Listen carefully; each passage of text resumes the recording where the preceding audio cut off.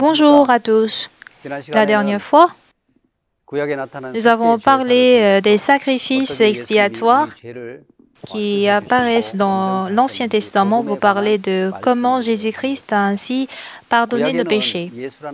Dans l'Ancien Testament, le mot Jésus n'apparaît pas, mais plusieurs ombres de Jésus-Christ sont cachées. Nous avons cherché à être purifiés de nos péchés par l'observation des lois, mais nous découvrons aujourd'hui que notre vie n'est pas capable d'observer les commandements ni les lois de Dieu. Et Dieu voudrait que nous comprenions ou nous découvrions comment nous pouvons être pardonnés par le moyen de Jésus-Christ. Nous sommes souvent saisis par la pensée comme quoi il faut que je fasse quelque chose. Mais Dieu nous a offert cet évangile et quand on parle de l'évangile, c'est Jésus-Christ et la mort de Jésus à la croix nous a sauvés de tous nos péchés. Dans la Bible sont écrites plusieurs paroles. Si vous regardez dans 1 Roi, on nous parle de la construction du temple de Dieu par Salomon. Mais ce qui est étonnant, c'est que quand, dans 1 Roi chapitre 6, verset 7, il est écrit « Lorsqu'on bâtit la maison, on se servit des pierres toutes taillées, et ni marteau, ni hache, ni aucun instrument de fer ne furent entendus dans la maison pendant qu'on la construisait. » C'est ce qui est écrit. Alors, quand il s'agit de la construction de la maison de Dieu, de peur que les gens disent que c'est par les œuvres de l'homme que cette maison fut construite, ils ne voulaient pas entendre en fait les efforts ni œuvres de l'homme. Dans ce qui concerne la construction du temple de Dieu, on n'entendra ni marteau, ni hache, ni aucun instrument de fer on n'entendra pas les sons de ces différents instruments de fer. On s'est servi des pierres toutes taillées.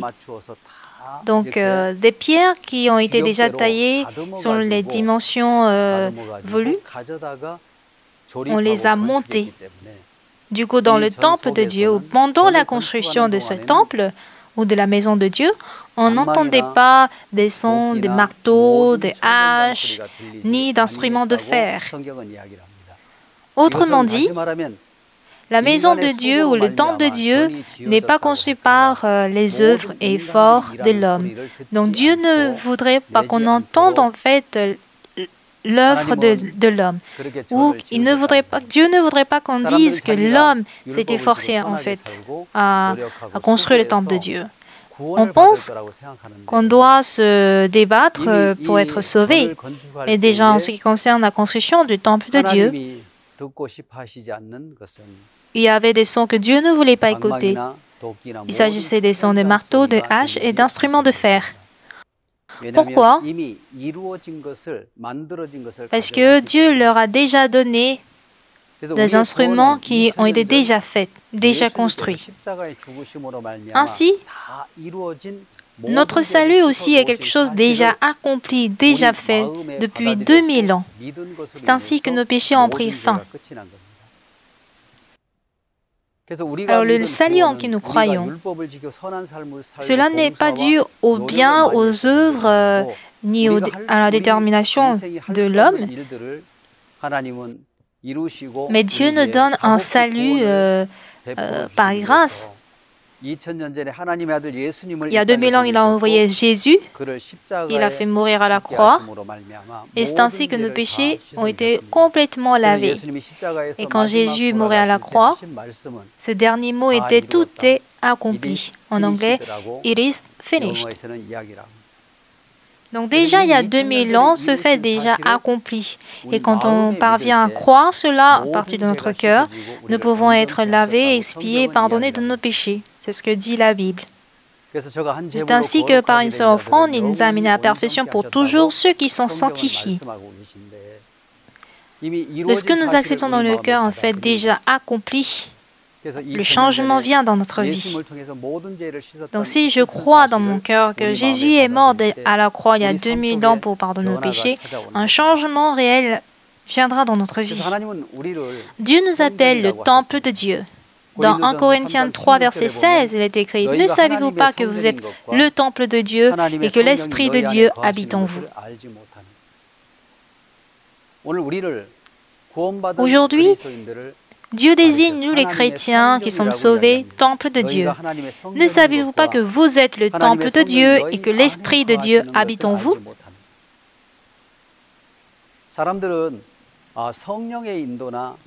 Parlons de la conduite du Saint-Esprit.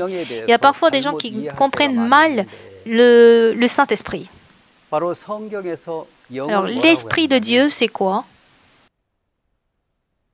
Dans Jean chapitre 6, verset 63, c'est l'Esprit qui vivifie. La chair ne sert de rien. Les paroles que je vous ai dites sont esprit et vie. Alors la parole de Dieu est esprit et vie. Alors aujourd'hui, 1 Corinthiens chapitre 3, verset 16 nous dit « Ne savez-vous pas que vous êtes le temple de Dieu et que l'Esprit de Dieu habite en vous ?» Aujourd'hui, Dieu nous compare au temple de Dieu. Ne savez-vous pas que l'Esprit de Dieu habite en vous? Alors, on parle du Saint-Esprit. Dans notre cœur, Dieu veut faire garder ou bien faire demeurer la parole dans notre cœur. Donc nous sommes un temple du Saint-Esprit. Dire que nous sommes conduits par le Saint-Esprit suppose que nous sommes conduits par la parole de Dieu qui est sainte. Aujourd'hui, dire que nous sommes tenus dans la vérité ou que nous sommes tenus sur la foi de la vérité, la foi de la parole de Dieu, signifie que nous sommes tenus du côté de la vérité. Ainsi, dans Jean chapitre 17, verset 17, il est écrit « Sanctifie-les par ta vérité, ta parole, est la vérité. » Qu'est-ce que Dieu nous dit? Si nous établissons la parole de Dieu dans notre cœur, même aujourd'hui, on sera conduit par l'Esprit de Dieu et on peut être né de nouveau en tant qu'enfant de Dieu. Ainsi, dans notre cœur, Dieu appelle la foi quand on établit la parole dans notre cœur. Si aujourd'hui on peut être un temple de Dieu, c'est grâce à la parole qui est déjà accomplie et qui est installée dans notre cœur. C'est grâce à cela que Dieu demeure dans notre cœur. La parole, en fait, Dieu, lui, en soi, est la parole. Et la foi en la parole est appelée une vraie foi. Je suis désolée de vous montrer ceci, mais en caractère sino-coréen, on a le signe foi. En fait, le coréen en soi est composé des phonogrammes, alors que le sino-coréen est composé des idéogrammes. Donc, en fait, la foi est composée de la lettre homme plus parole en coréen. Donc, celui qui est conduit par la parole de Dieu est autrement dit conduit par le Saint-Esprit. Donc, si nous avons formé le temple de Dieu aujourd'hui, cela suppose qu'il y a 2000 ans, le fait que Jésus-Christ a déjà accompli toutes choses est entré dans mon cœur. Du coup, Dieu ne demeure plus désormais aujourd'hui dans le temple physique, mais plutôt dans notre cœur. Et c'est quand il demeure dans notre cœur qu'il travaille. Dieu n'utilise pas en fait un certain objet, ni un certain homme, ni un pasteur assistant, ni les diacres, ni quelqu'un qui a une certaine position, mais il se sert d'une personne qui garde sa parole. Et l'instrument qu'il utilise, c'est sa parole. Il a créé les cieux et la terre et toute créature par sa parole. Donc après qu'Adam a commis le péché, plutôt que de croire en la parole, les yeux pour voir en fait nous-mêmes se sont développés. Ainsi dans Genèse 3, verset 7, les yeux de l'un et de l'autre s'ouvrirent. Ils connurent qu'ils étaient nus et en cousu des feuilles de figuier, ils s'en firent des ceintures. Qu'est-ce qu'ils ont découvert? Le cœur qu'ils avaient vis-à-vis de Dieu a disparu. Et du coup, ils voient quoi? Leur nudité. Le péché est entré et nous a donné le cœur de voir en fait notre être et notre cœur. Ils furent honte de voir leur nudité, raison pour laquelle ils ont cousu des feuilles de figuier pour faire des ceintures. Ils ont cousu des feuilles de figuier pour fabriquer des habits. Dire qu'ils ont cousu signifie quoi? Il y a dans le verbe coudre les efforts, les œuvres de l'homme en vue de cacher leurs offenses, leur iniquité, leur honte. Du coup, chaque jour, ils doivent en fait coudre des habits pour cacher leur nudité. Du coup, par les efforts de l'homme, quand nous cherchons à aller devant Dieu, on ne regarde plus en fait Dieu, on regarde plutôt nos œuvres. Quand David a pris la femme d'Uri, après qu'il a commis le crime avec elle, il n'avait pas la foi de se présenter devant Dieu avec le crime qu'il avait commis. Il avait toujours souffert et il a eu peur à cause du péché qui était devant lui. Toutefois, à travers Nathan, le prophète, l'homme de Dieu, il a révélé son péché et il a pu ainsi résoudre le péché qu'il avait devant Dieu. Ainsi, David avoue qu'il a péché devant Dieu. Mais quelle autre chose est entrée en lui?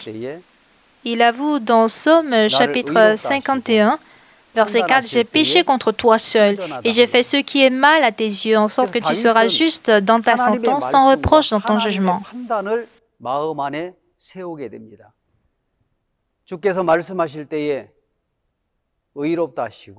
Il dit, « Tu seras juste dans ta sentence, sans reproche dans ton jugement. » Donc, il a établi en d'autres termes la parole de Dieu dans son cœur. Celui en qui nous devons croire, c'est Dieu. Et il faut que la parole de Dieu,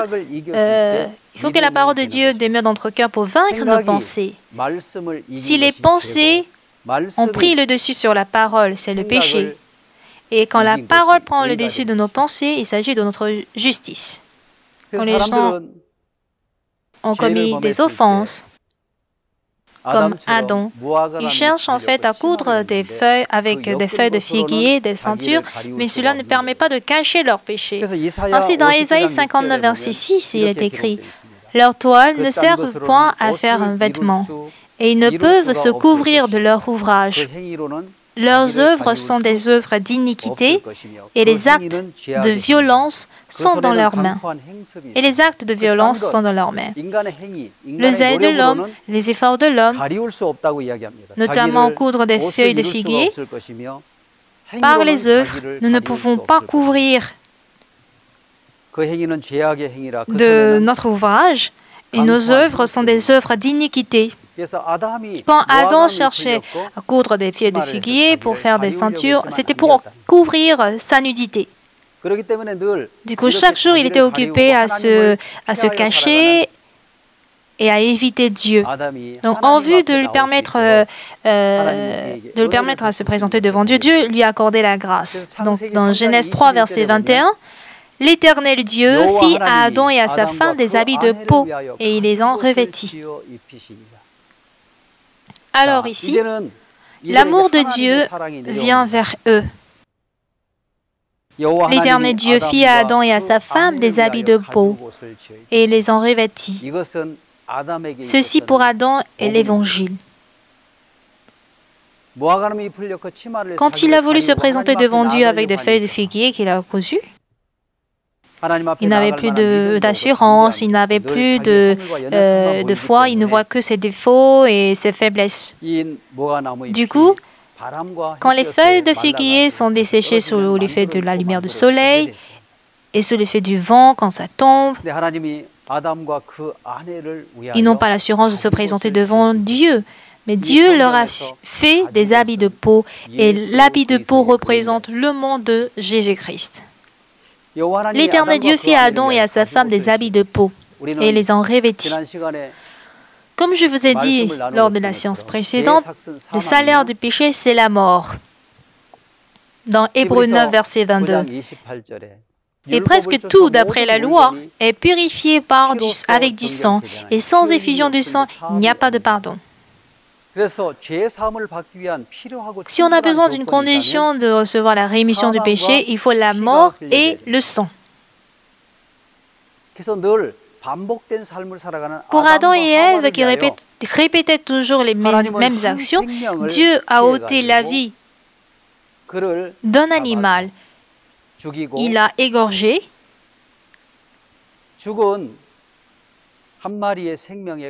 Et il a pris la peau de cet animal égorgé pour leur faire des habits. Et ce sont ces habits qu'il leur a donnés. Et par la mort d'un animal, la mort d'un être, cette peau d'animal a caché leur nudité, ce qui leur a donné en fait la liberté et la foi de se présenter devant Dieu. Donc Dieu fit à Adam et à sa femme des habits de peau et les en revêtit.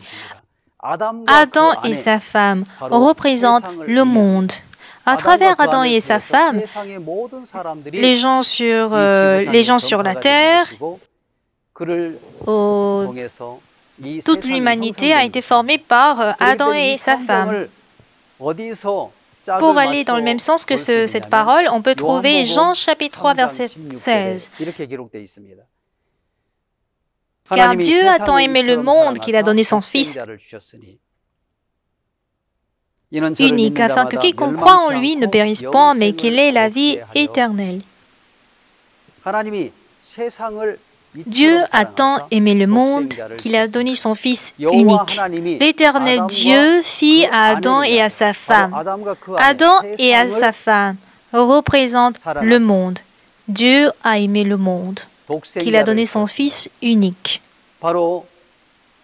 qu'il a donné des habits de peau par la mort de Jésus à la croix.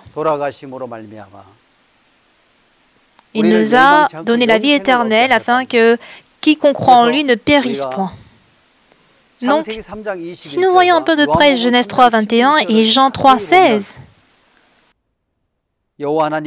l'Éternel Dieu fit à Adam et à sa femme des habits de peau. De la même manière, Dieu a aimé le monde qui allait vers la mort et la destruction. Il a tant aimé le monde qu'il a donné son Fils unique afin que quiconque croit en lui ne périsse point, mais qu'il ait la vie éternelle. Alors Dieu, à ce niveau, a tant aimé le monde. À quel point il a aimé le monde? Il a aimé le monde jusqu'au point qu'il a donné son Fils unique qui a été jugé. En fait, nous avons deux expressions en anglais. Like, qui veut dire aimer, et love, qui veut dire aussi aimer. Quelle différence y a-t-il entre ces deux verbes? Vous savez, le chat aime du poisson. Mais s'il n'aime pas, il va jeter le poisson. Cependant, la mère aime les enfants. Mais derrière l'amour de la mère, on a le sacrifice. Même si l'enfant pleure et tombe malade, la mère ne peut dormir. Et même si l'enfant commet des bêtises,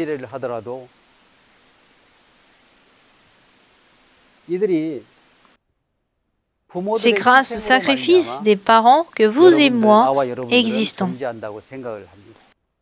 Si jamais on suppose qu'on accepte quand on aime et quand on n'aime pas, on l'abandonne, Je crois que beaucoup d'entre nous se trouveront dans les poubelles. Mais regardez, Dieu a tant aimé le monde qu'il a donné son Fils unique, afin que quiconque croit en lui ne périsse point, mais qu'il ait la vie éternelle. Alors Dieu a donné son Fils unique, jusqu'au point où il l'a donné comme victime, comme sacrifice. Il nous a aimés. Donc, grâce à l'amour de Dieu,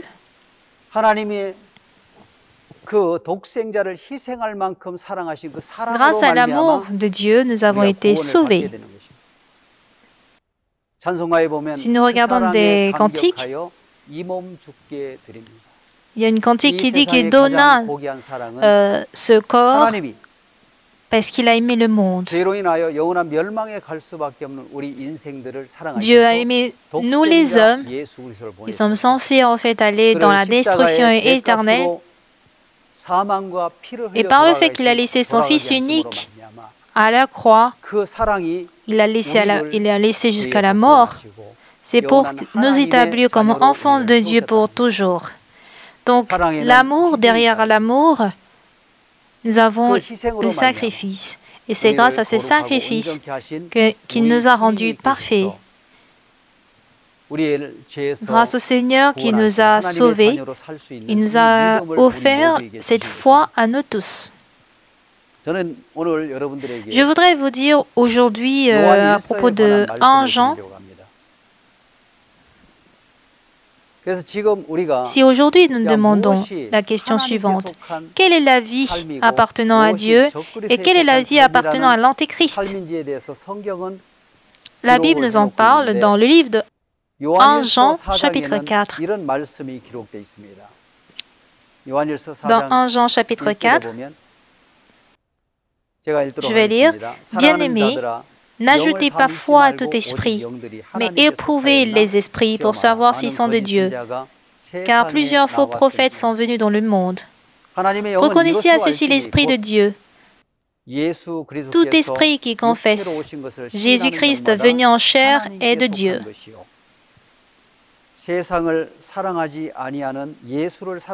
Reconnaissez à ceci, tout esprit qui ne confesse pas Jésus n'est pas de Dieu, c'est celui de l'Antéchrist, dont vous avez appris la venue et qui maintenant est déjà dans le monde. Reconnaissez à ceci l'Esprit de Dieu, tout esprit qui confesse Jésus-Christ venu en chair est de Dieu. Alors l'apôtre Paul a écrit dans 1 Jean pour s'adresser à tous les frères et sœurs qui sont sauvés. Alors ce sont des épîtres qui est écrit. Donc chapitre 4 commence par ceci. Bien-aimés, n'ajoutez pas foi à tout esprit, mais éprouvez les esprits pour savoir s'ils sont de Dieu. Car plusieurs faux prophètes sont venus dans le monde. Donc on a ici des faux prophètes et des vrais prophètes que nous devons discerner et différencier, même si nous ne sommes pas en fait de la même époque. Nous avons d'une part les œuvres de Dieu pour établir le cœur de Dieu et la parole de Dieu, et d'autre part le combat des mauvais esprits qui pendant longtemps cherchent à ne pas établir la parole de Dieu. Du coup, ceux qui croient en la parole de Dieu et ceux qui ne croient pas en la parole de Dieu, leur combat continue même aujourd'hui, parlant de l'hérésie. Alors, l'esprit qui appartient à Dieu et l'esprit qui appartient à l'Antéchrist sont deux esprits que nous devons discerner. Tout esprit qui confesse Jésus-Christ venu en chair est de Dieu. Et tout esprit qui ne confesse pas Jésus n'est pas de Dieu. Tout esprit qui ne confesse pas Jésus n'est pas de Dieu. Ça veut dire quoi? C'est-à-dire, celui qui ne confesse pas que Jésus est venu en chair est de Dieu, que Jésus qui est venu en chair est de Dieu, c'est que nous sommes déjà dans le monde. Bien-aimés, n'ajoutez pas foi à tout esprit, mais éprouvez les esprits pour savoir s'ils sont de Dieu. L'esprit, comme je viens de le mentionner plus tôt, ce qui vivifie, c'est l'esprit, la chair est vaine. Et ce que je vous donne, c'est l'esprit et la vie. La parole de Dieu est la vie. On ajoute à la parole l'adjectif saint, qui donne la sainte parole. Alors, qu'est-ce que Dieu nous dit? Accepter la parole de Dieu dans notre cœur. Ça veut dire autrement, conduit par la parole de Dieu, conduit par l'Esprit de Dieu. Reconnaissez à ceci l'Esprit de Dieu. Tout esprit qui confesse Jésus-Christ venu en chair est de Dieu.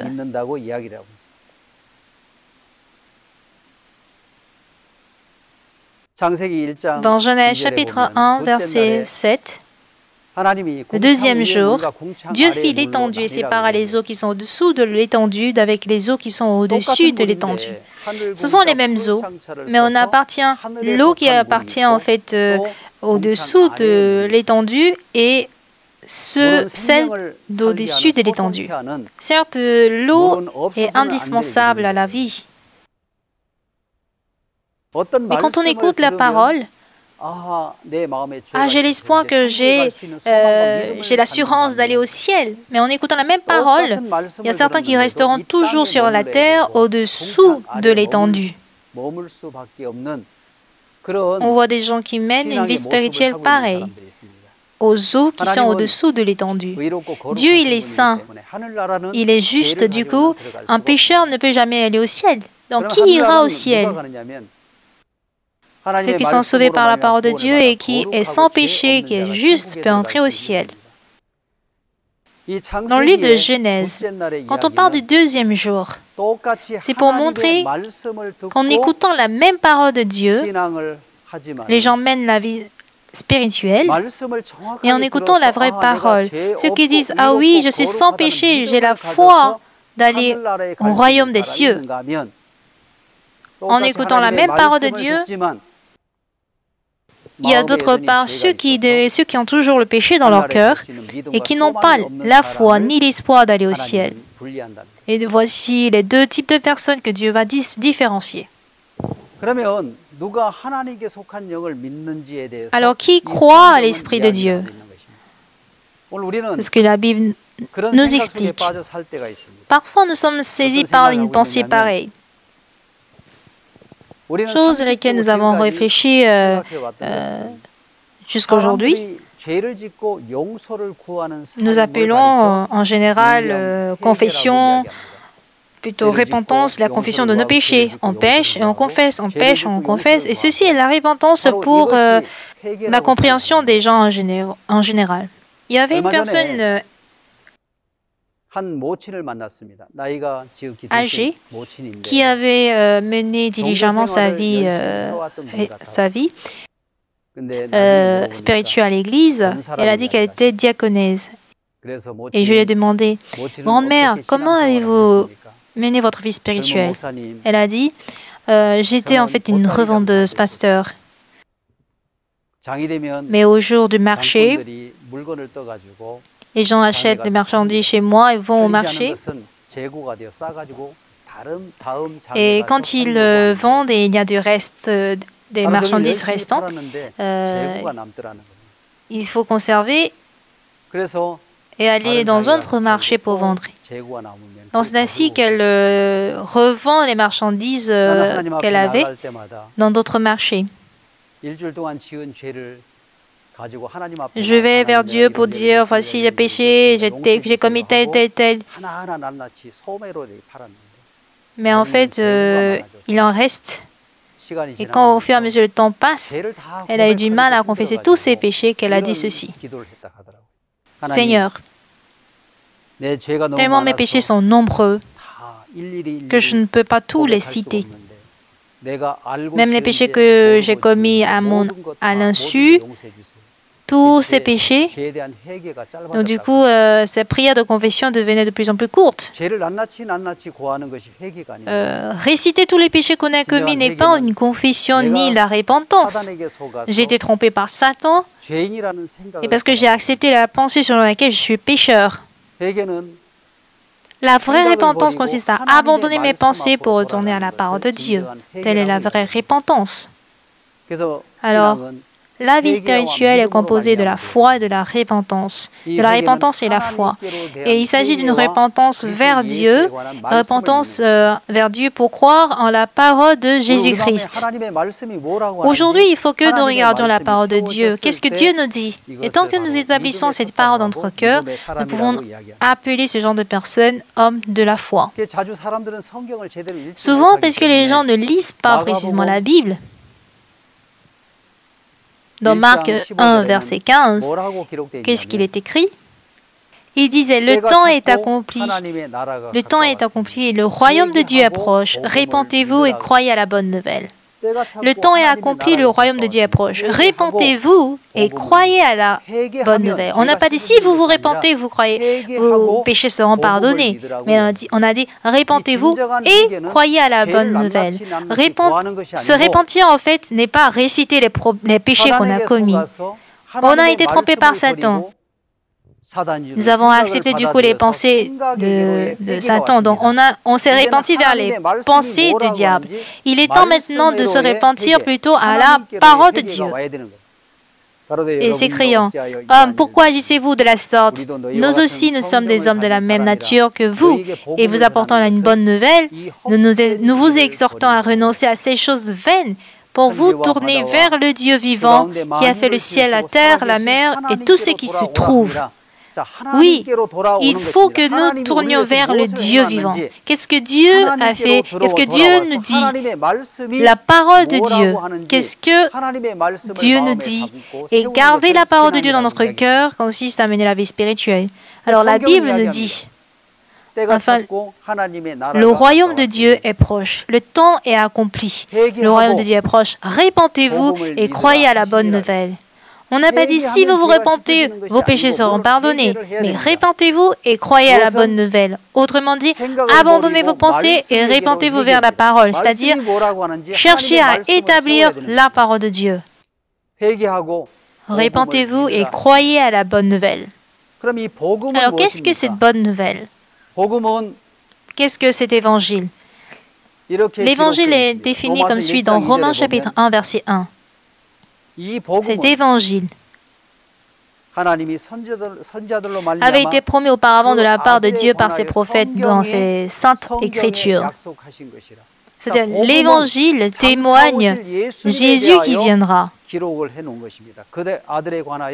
C'est quelque chose qui a été promis, depuis par la parole de Dieu. Donc, le Fils de Dieu, Jésus-Christ, s'il cherche à accomplir l'évangile de Dieu, il faut deux conditions. Il doit être de la postérité de David et aussi il doit être déclaré fils de Dieu avec puissance selon l'esprit de sainteté par la résurrection d'entre les morts. Première condition, il doit être né de la postérité de David selon la chair. Donc par Joseph et Marie, qui viennent de la postérité de David, Jésus était né.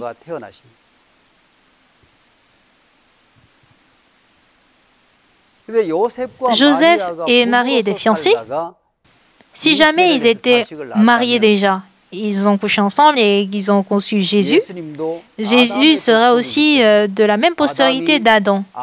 Il sera descendant d'Adam et il va naître comme un pécheur. Donc, même si Joseph et Marie étaient fiancés, ils n'avaient pas couché ensemble. Du coup, même s'ils se sont servis de la chair, il était conçu par le Saint-Esprit. Donc, il est né comme victime expiatoire. C'est ainsi que Dieu a préparé une victime expiatoire sans défaut. Il s'agissait de Jésus-Christ. Alors si aujourd'hui, face à volonté de Dieu. Si Dieu a préparé pour nous une victime expiatoire pour pardonner nos péchés, Jésus est venu sur cette terre comme dernière victime expiatoire. Donc dans Romains 8, verset 3, il est écrit « Car chose impossible à la loi, parce que la chair la rendait sans force, Dieu a condamné le péché dans la chair en envoyant à cause du péché son propre Fils dans une chair semblable à celle du péché. »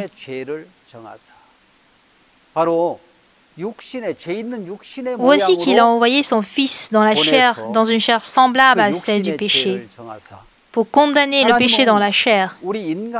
Parce que l'homme ne peut pas en soi résoudre le problème du péché, chose impossible à la loi parce que la chair la rendait sans force. Dieu a condamné le péché dans la chair. La loi est faible, mais la chair est aussi faible. La chair aussi ne peut pas observer la loi.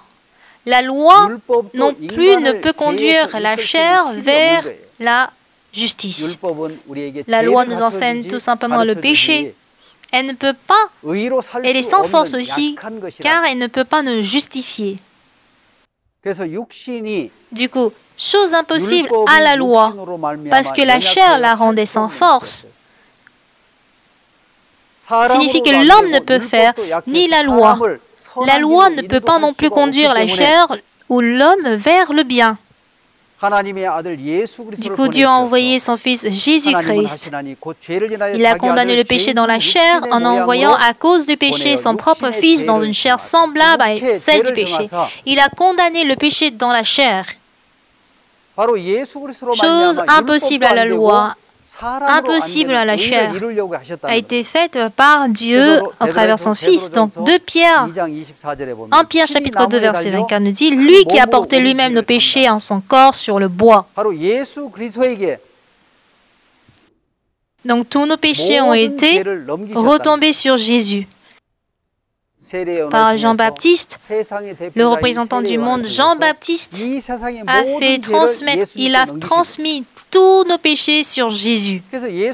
Et comme salaire au péché, Jésus-Christ a donné sa vie. Ainsi la Bible nous dit.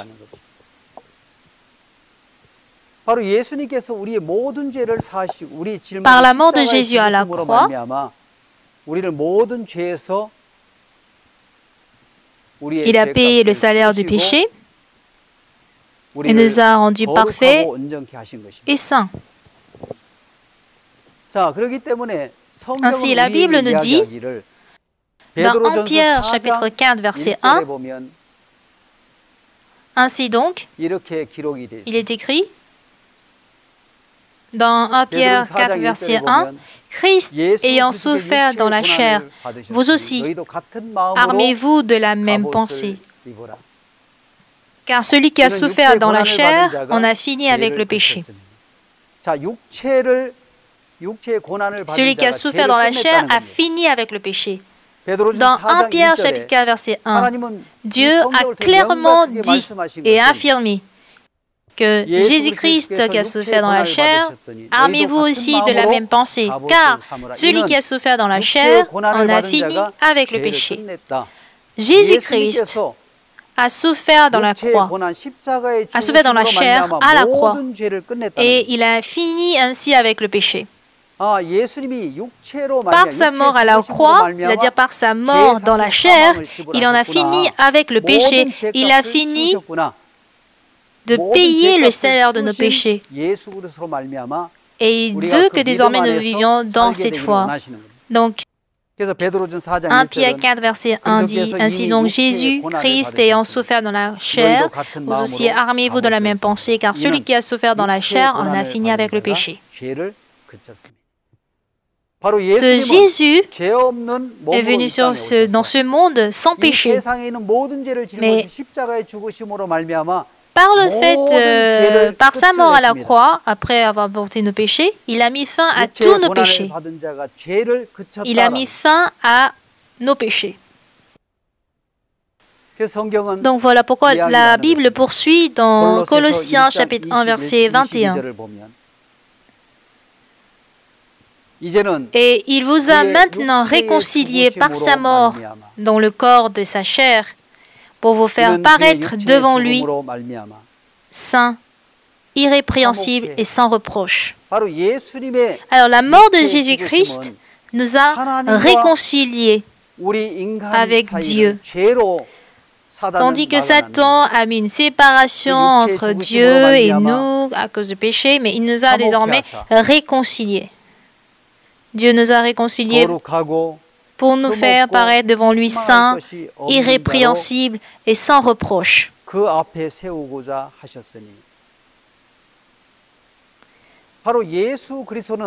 La mort ou la croix de Jésus-Christ a servi de réconciliation du ciel et de la terre. Nous étions auparavant, nous étions autrefois incapables d'être reliés ou d'être réconciliés avec Dieu. Mais par Jésus, nous avons été réconciliés. Quand nous croyons, pour tous ceux qui croient que Jésus-Christ a payé le salaire du péché, Dieu nous donne en fait la vie éternelle et la foi d'hériter le royaume des cieux. Ainsi, Paul est devenu qui?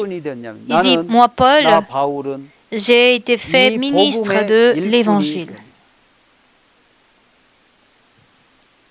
Par la mort de Jésus à la croix, Jésus a payé tous les salaires du péché. Et en vue de prouver notre justification, il est ressuscité. Donc, Romains 4, verset 25, Jésus a été livré pour nos offenses et est ressuscité pour notre justification. Il a payé le salaire du péché, puis pour notre justification, il a été ressuscité, dit l'Écriture. Alors, si Jésus-Christ s'est fait chair et qu'il a résolu tous nos péchés à la croix, ça veut dire qu'aujourd'hui nous sommes affranchis du péché et que nous sommes libérés du péché. Pour tant de personnes, ils se disent que Jésus est venu sur la terre. Chose impossible à l'homme, Jésus-Christ l'a fait en l'apportant sur la croix, portant sur lui le péché, et il est mort à la croix. Mais ceux qui se disent toujours pécheurs, c'est qu'ils sont en train de refuser Jésus-Christ et ils sont en train de mépriser la parole. Alors l'esprit qui appartient au mensonge et l'esprit qui appartient à Dieu sont bien différenciés. Si Jésus-Christ est venu sur la terre, tout esprit qui confesse Jésus-Christ est venu en chair et de Dieu, et tout esprit qui ne confesse pas Jésus n'est pas de Dieu. La Bible a clairement défini, même si nous avons le corps de pécheur, Jésus en fait était une victime expiatoire qui avait le corps, l'apparence de l'homme, mais qui a porté sur lui tous nos péchés. Et par la mort de sa chair, il a payé tout le salaire du péché. Et comme je viens de le dire,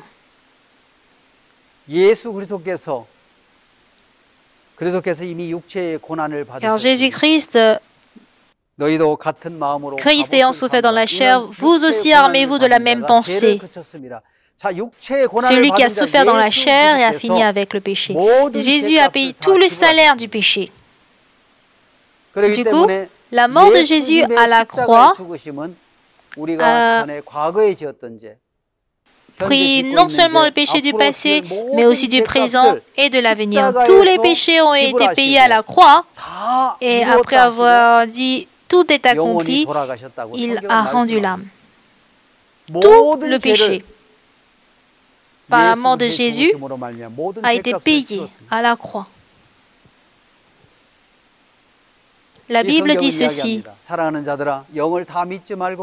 n'ajoutez pas foi à tout esprit, mais éprouvez les esprits pour savoir qu'ils sont de Dieu. Reconnaissez à ceci l'esprit de Dieu. Tout esprit qui confesse Jésus-Christ venu en chair est de Dieu. Et tout esprit qui ne confesse pas Jésus n'est pas de Dieu. C'est celui de l'Antéchrist, dont vous avez appris la venue et qui maintenant est déjà dans le monde. Plus simplement parlant, Jésus s'est fait chair pour pardonner tous nos péchés sur la terre. Il est mort à la croix et par sa mort, en vue de payer tous les péchés, il a donné sa chair. Et par la mort de la chair de Jésus, par la mort de Jésus à la croix, il a dit quoi en dernier? Tout est accompli.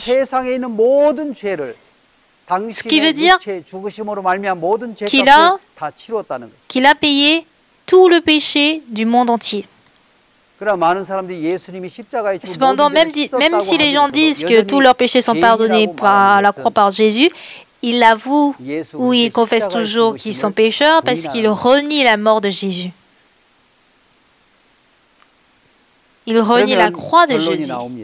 Donc, la conclusion est là. Qui croit en fait à l'Antéchrist? Qui croit au mensonge? En conclusion, Jésus-Christ s'est fait chair, il est mort à la croix pour pardonner tous nos péchés. Il a payé la mort, il est ressuscité pour notre justification. Le fait de ne pas croire en ce fait par la foi signifie qu'on appartient à l'Antéchrist. Mais si nous croyons que Jésus-Christ a payé tout le péché à la croix, et quand on croit que Jésus-Christ a tout pardonné, il s'agit de ceux qui croient à l'Esprit de Dieu. Par le tabernacle qui apparaît dans l'Ancien Testament, nous savons qu'une victime expiatoire est égorgée et avec son sang, on traverse l'autel, on traverse la cuve des reins, on traverse le sanctuaire pour aller où? Dans le lieu très saint. Et là, quand les sacrificateurs aspergent le sang 4 fois, celui qui est venu avec la victime entend ce sang et il est content d'apprendre que ses péchés sont pardonnés. Avec ce sang, on entre dans le sanctuaire, puis on ouvre le voile pour entrer dans le lieu très saint. Et quand on asperge ce sang, en écoutant le son de l'aspersion du sang, on comprend « Ah, Dieu a accepté mon sacrifice et mes péchés sont tous pardonnés ou expiés. » Mais quand Jésus est mort à la croix, que s'est-il passé? Que s'est-il passé dans le temple qui était sur la terre? On voit dans Matthieu 27, versets 50 et 51. Matthieu 27, verset 50. Jésus poussa de nouveau un grand cri et rendit l'esprit. Et voici, le voile du temple se déchira en deux, depuis le haut jusqu'en bas, la terre trembla, les rochers se fendirent. Quand Jésus fut mort à la croix, que s'est-il passé dans le temple terrestre? Le voile du temple s'est déchiré en deux, depuis le haut jusqu'en bas. La terre trembla et les rochers se fendirent.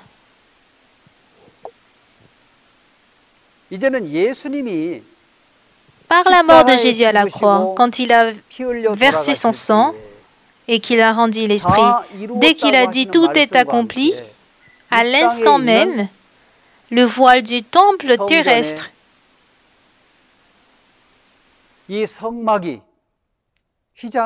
s'est déchiré en deux depuis le haut jusqu'en bas.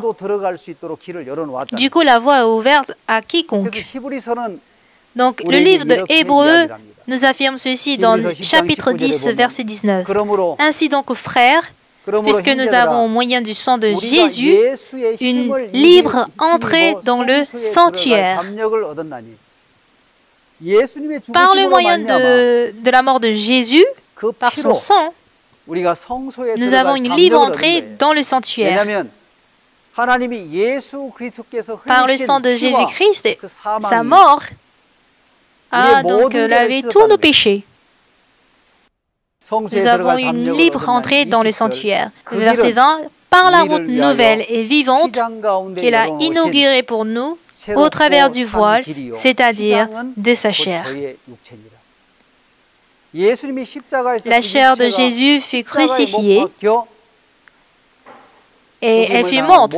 Et quand elle fut payée, quand elle a payé le salaire du péché, le voile du temple s'est déchiré en deux, depuis le haut jusqu'en bas. Du coup, au moyen du sang de Jésus, nous pouvons librement entrer dans le sanctuaire pour rencontrer Dieu. Nous pouvons nous avancer devant Dieu. Nous avons cette libre entrée. Voici ce que la Bible nous dit. Sur cette terre, il y a tant de personnes qui croient en Jésus, mais ils confessent toujours disant qu'ils sont pécheurs. Donc, dans 1 Jean chapitre 4, on a clairement dit, bien-aimés, n'ajoutez pas foi à tout esprit, mais éprouvez les esprits pour savoir s'ils sont de Dieu. Aujourd'hui, nous avons besoin de savoir, est-ce que cette parole vient de l'esprit, c'est-à-dire de Dieu, ou est-ce que cela vient de l'esprit de l'antéchrist, c'est-à-dire de Satan? Il faut que nous sachions faire la différence. Reconnaissez à ceci l'Esprit de Dieu, tout esprit qui confesse Jésus-Christ venu en chair est de Dieu. En vue de résoudre le péché, même si Jésus est venu en chair, il était sans péché et il était considéré comme victime et expiatoire. Comme je viens de le mentionner plus haut, quelles sont les pensées dans lesquelles les gens se trouvent aujourd'hui? Dans Marc chapitre 1, verset 15. Le temps est accompli et le royaume de Dieu est proche. Repentez-vous et croyez à la bonne nouvelle. Répentez-vous. Entre si vous vous répentez et le mot répentez-vous, et il y a une différence. Donc, dans la repentance, une repentance biblique. Une repentance biblique ne consiste pas à pécher, confesser, mais le péché originel dont parle la Bible ne concerne pas le meurtre, le mensonge, ni l'adultère, mais ça concerne l'abandon de la parole et l'acceptation des pensées de Satan. Tel est le péché. Dans ce cas, un juste, c'est celui qui abandonne ses pensées et qui revient à la parole de Dieu pour voir qu'est-ce que la Bible dit. David, après avoir couché avec la femme d'Uri, il a eu plusieurs condamnations dans le cœur et il demeurait toujours dans cette condamnation. Quand il est allé devant Dieu, il a dit que le péché était toujours devant moi. Il ne pourra oublier de toute sa vie cette condamnation. Mais David a compris ceci. C'est vrai que devant moi, le péché est toujours là. Je me souviens de mes péchés. Mais quand le Seigneur m'a dit, il m'a appelé juste, et selon le jugement de Dieu, et il m'appellera juste. La vraie vie spirituelle consiste à établir la parole de Dieu dans notre cœur et d'établir le jugement de Dieu. Ainsi aujourd'hui, dire que nous sommes tenus sur une vraie foi signifie que nous sommes établis que nous avons établi la vraie parole de Dieu. Vous tous qui suivez cette prédication aujourd'hui, vous avez besoin d'établir ceci dans votre cœur. Il s'agit de la parole, le jugement de Dieu. Comment Dieu me juge, moi qui suis pendant longtemps, moi qui étais pendant longtemps sous le péché et les condamnations. Les fruits de la vie spirituelle consistent à voir ce que la Bible dit, qu'est-ce que le jugement de Dieu dit. Hébreux 6, verset 14, dit qu'il a amené à la perfection pour toujours ceux qui sont sanctifiés. Dieu confirme et affirme que nous sommes justifiés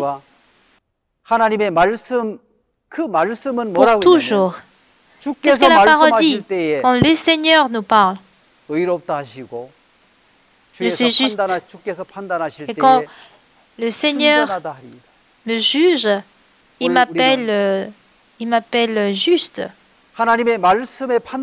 Aujourd'hui, si nous pouvons prendre des décisions pour prendre une conclusion se basant sur la parole de Dieu, nous pourrions ainsi établir la parole de Dieu et mener une vie épanouie et prospère. Si vous écoutez ces paroles de la classe d'évangile, je vous prie de ne pas suivre les pensées de diable, mais établir la parole de Dieu dans votre cœur. Dans Jérémie 6, verset 19, il est écrit « Écoute, terre, voici je fais venir sur ce peuple le malheur, fruit de ses pensées, car ils n'ont point été attentifs à mes paroles, ils ont méprisé ma loi. Écoute, terre, autrement dit, toute vie sur la terre, écoutez, voici je fais venir sur ce peuple malheur. Il s'agit de fruits de ses crimes. Non, il n'a pas parlé de fruits de ses crimes, mais plutôt fruits de ses pensées. Car ils n'ont point été attentifs à mes paroles, ils ont méprisé ma loi. Si nous avons le malheur devant Dieu, il n'y a qu'une seule raison. Pas parce qu'on a commis l'adultère, parce qu'on a commis le vol. Bien sûr que ça aussi, ça fait partie des crimes. Mais ce n'est pas à cause de cela que nous sommes jugés.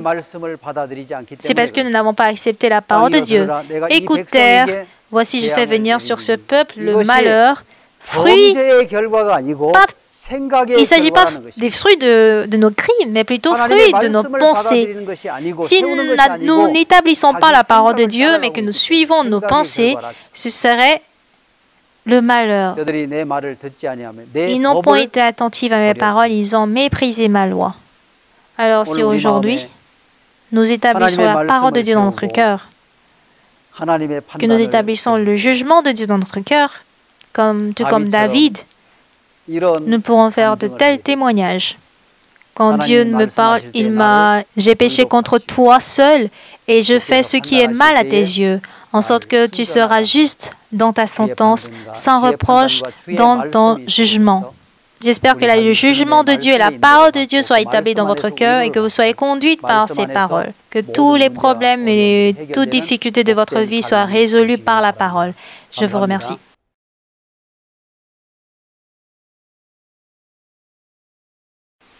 Bonjour à tous.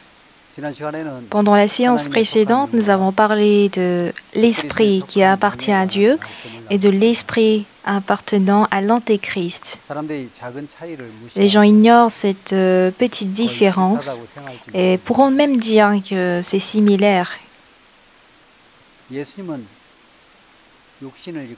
Jésus s'est fait chair quand il est venu sur cette terre et par sa mort, il a pardonné tous nos péchés et nous a justifiés.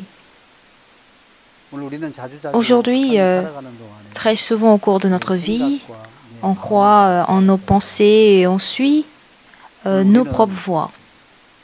Mais aujourd'hui, il faudrait plutôt ressentir ou bien réagir à la parole de Dieu plutôt que de réagir à nos sentiments, nos émotions et notre cœur. Et c'est en ce moment qu'on verra le changement se produire dans notre vie. Malheureusement, parce que les gens n'ont pas en fait une ligne bien tracée par rapport à la parole, ils connaissent beaucoup de problèmes et difficultés. Un pécheur et un juste, c'est une différence de ciel et terre qui détermine soit l'enfer ou le paradis. Donc, il faut que nous sachions exactement ce que la parole de Dieu dit. Après que David est couché avec la femme d'Uri, il rencontre le prophète Nathan. Le prophète Nathan vient à lui et reproche son péché. Et quand il le conduit à Dieu, si autrefois David vivait seulement dans le péché qu'il a commis, il disait toujours qu'il a été lié à ses transgressions plutôt que d'être lié à la parole de Dieu. Donc, dans Psaume 51, vous verrez cette parole. Dans Psaume 51, verset 3, « Car je reconnais mes transgressions, et mon péché est constamment devant moi. » Voici sa confession devant le prophète Nathan. « Car je reconnais mes transgressions, et mon péché est constamment devant moi. J'ai péché contre toi seul, et j'ai fait ce qui est mal à tes yeux, en sorte que tu seras juste dans ta sentence, sans reproche dans ton jugement. »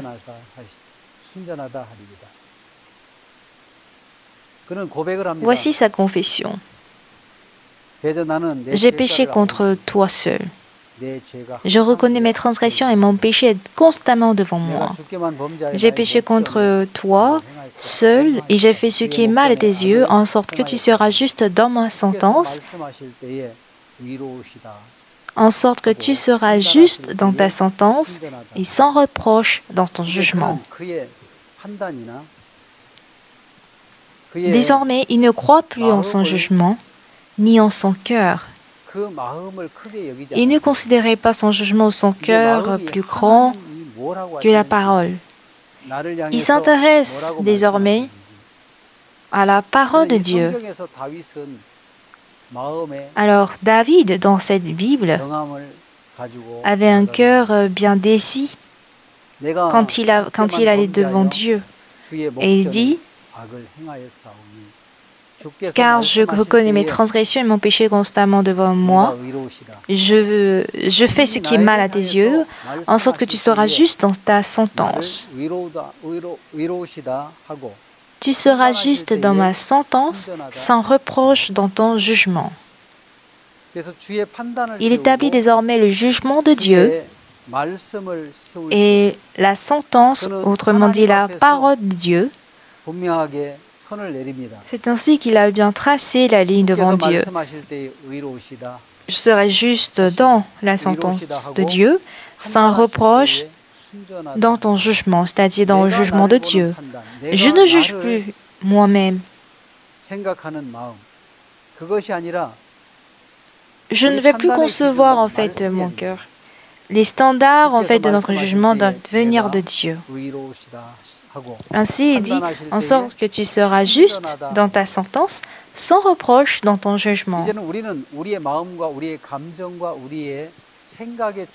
Si on est fidèle à nos émotions, à nos sentiments, à notre cœur, notre vie sera un échec. Toutefois, si on est fidèle plutôt au cœur de Dieu, en revanche, notre cœur sera inébranlable vis-à-vis de Dieu. Alors, qu'est-ce que Dieu nous dit? Quel est le jugement de Dieu? Accepter le jugement de Dieu et me confier sur lui constitue la vie spirituelle et la foi. De temps en temps, les chrétiens connaissent des difficultés, mais les difficultés des chrétiens ne se terminent pas par des difficultés. Mais Dieu laisse absolument des traces à travers ces difficultés, à travers ces problèmes. On a des bonnes occasions de rencontrer Dieu. Donc, il ne faudrait pas que nous soyons fidèles à nos émotions, à nos sentiments, mais plutôt fidèles à la parole de Dieu. Ainsi, on pourra goûter à la saveur de l'œuvre de Dieu. Alors, Moïse, par la conduite de Dieu, a fait sortir les enfants d'Israël d'Égypte. Et c'est ainsi qu'il débute le voyage dans le désert en direction de Canaan. Mais après le départ des enfants d'Israël, le roi Pharaon a beaucoup regretté. Les hommes d'Israël étaient de 603 550 hommes qui servaient de main-d'œuvre. Dire qu'ils partent de l'Égypte constitue un grand dommage pour l'Égypte, car à travers eux, il n'y a plus de main-d'œuvre. Sans eux, il n'y a plus de main-d'œuvre. Ils se sont servis de main-d'œuvre des enfants d'Israël pour construire beaucoup de villes Mais dire qu'ils partent de l'Égypte constitue une grande perte pour le pays d'Égypte. Voilà pourquoi Pharaon n'a pas voulu laisser partir. Mais sous la conduite de Dieu et de Moïse, les enfants d'Israël sont sortis d'Égypte et ils ont traversé la mer Rouge. Et d'ailleurs, Dieu leur a montré un grand miracle à la mer Rouge. Et Dieu fut pour Israël la force et la consolation. Alors quand Moïse conduisait les enfants d'Israël à travers la mer Rouge, Moïse fit partir Israël de la mer Rouge et prirent à la direction du désert de Shur. Et après 3 jours de marche dans le désert, ils ne trouvèrent point d'eau. Donc, sous la conduite de Moïse, ils prirent la direction du désert de Shur. Et après 3 journées de marche dans le désert, ils ne trouvèrent point d'eau. C'était une direction bel et bien de Dieu. Ils ont marché 3 jours sans trouver d'eau. Alors, si Dieu est avec moi, Dieu est censé ouvrir la voie et nous aider en toutes choses.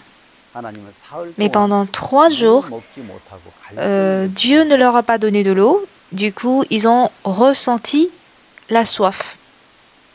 Alors, ils arrivèrent à Mara. Ils ont enduré encore et encore la soif. Et enfin, quand ils arrivèrent à Mara, ils trouvèrent de l'eau. Mais ils ne purent pas boire l'eau de Mara parce qu'elle était amère. C'est pourquoi ce lieu fut appelé Mara. Ils ont certes rencontré l'eau, mais l'eau était amère qu'ils ne purent pas boire. Et ce lieu fut appelé Mara. Pourquoi ils sont avec Dieu, mais pendant 3 jours, ils n'ont pas pu boire de l'eau? Et aussi quand ils arrivèrent à Mara, pourquoi ne furent-ils pas en mesure de boire l'eau de Mara parce qu'elle était amère? Même si on est sauvé et que nous marchons avec Dieu, au cours de notre vie, on rencontre parfois des situations comme la soif, telles difficultés, tels problèmes, telles situations, telles circonstances sont semblables à l'eau amère, difficiles à boire. Quand nous sommes face à ces circonstances, on dit « Seigneur, je suis difficile. Pourquoi m'as-tu donné telle difficulté? C'est tellement amer que j'ai du mal à boire. »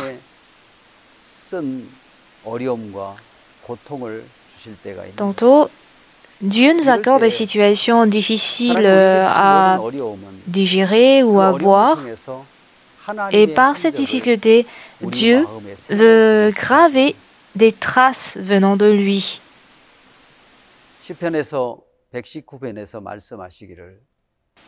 Dans Somme chapitre 16, il est dit « L'Éternel est mon partage et mon calice, c'est toi qui m'assures mon lot. »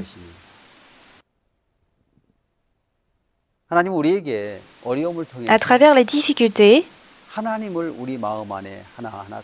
Dieu veut nous enseigner lui-même et veut laisser des traces venant de lui dans notre cœur. Tantôt à travers des problèmes, des difficultés, il veut qu'on vienne à Dieu pour trouver sa grâce et sa miséricorde. Et là, il nous sauve de tous ces problèmes et ces difficultés.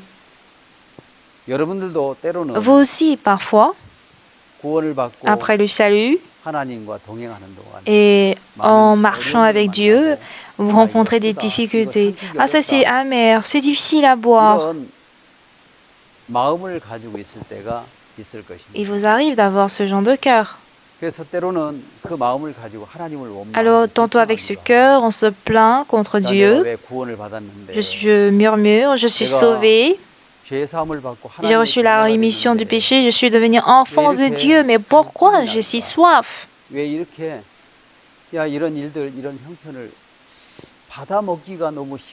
est difficile de boire cette situation, elle est amère. Dans ce cas, Si on s'éloigne du cœur de Dieu, on n'aura que la méfiance, les plaintes et les murmures contre Dieu. Pourtant, Dieu, à travers ces difficultés, à travers ces problèmes, Dieu veut qu'on vienne vers lui pour expérimenter l'œuvre proprement de Dieu.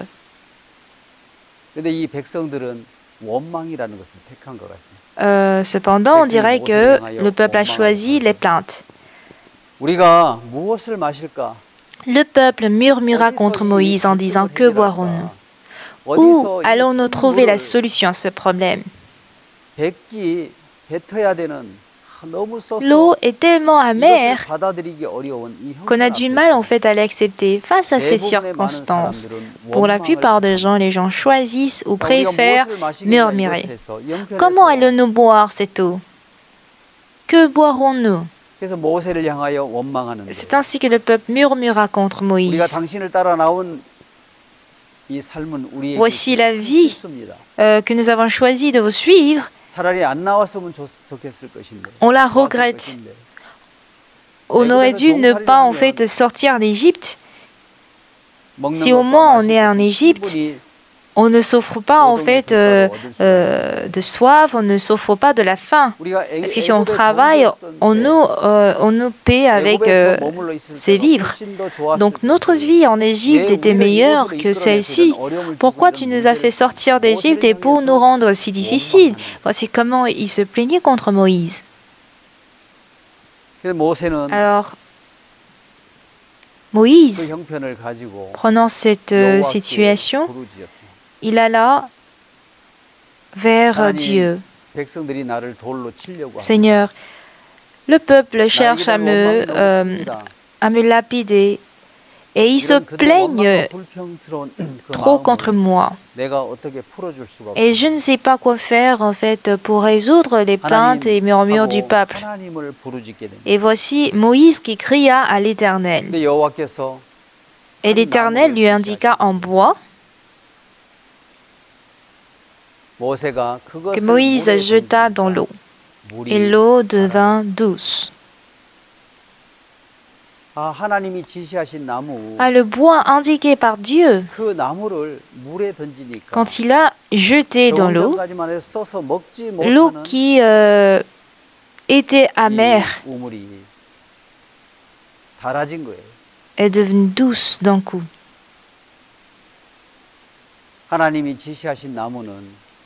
Le bois indiqué par l'Éternel n'était pas autre chose que la croix de Jésus-Christ qui allait mourir pour nos péchés à la croix. Et à la croix, avec ses souffrances, il nous a libérés du poids du péché et cela désigne en fait Dieu qui résout tous les problèmes de notre vie. Alors face à certaines circonstances ou difficultés, Dieu qui nous a affranchis de nos péchés, qui nous a rachetés, peut nous accorder sa miséricorde. Le sang que Jésus a versé à la croix est capable de résoudre tout problème, capable de laver tout problème. Il n'y a pas un problème que Jésus ne peut résoudre, même s'il y a 1000 nœuds. La croix de Jésus n'affranchit pas seulement nos péchés, mais nous affranchit également de tous les problèmes et difficultés. Il nous conduit à une vie paisible et épanouie. Même dans ma vie, il y a eu des cas où j'ai connu des eaux amères. Donc face à des situations, je me dis, si ça continue comme ça, je ne pourrai plus vivre. Comment continuer ma vie? Comment poursuivre ma vie? À 25 ans, le désespoir avait accaparé mon cœur. Je ne savais pas où aller et quand mon cœur était saisi par la tristesse et par l'angoisse, il y avait mon ami qui était venu me voir alors que moi j'étais abattue. Il était venu avec un sachet noir.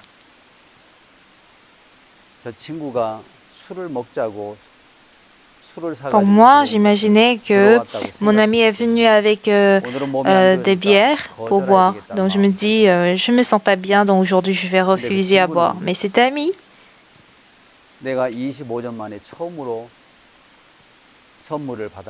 pour une fois, pendant 25 ans, m'a offert un cadeau pour la première fois. Et il s'agissait d'une Bible à bordure rouge avec une cantique. Donc, le jour de mon anniversaire, c'est-à-dire du 25e anniversaire, il est venu me voir. Et il m'a proposé ceci. Young man, allons-y à l'église avec moi. Ta vie est si difficile et douloureuse parce que Dieu ne t'a pas aidé. Dieu ne peut pas t'apporter de l'aide parce que tu as le péché. Il faut que tes péchés soient lavés.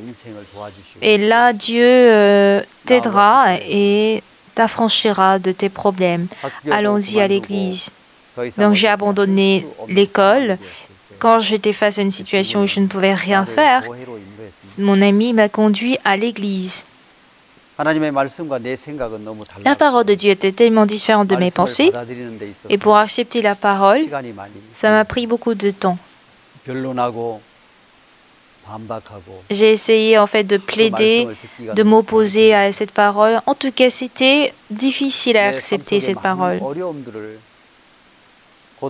Mais Dieu m'a donné beaucoup de douleurs dans ma vie, beaucoup de difficultés dans ma vie.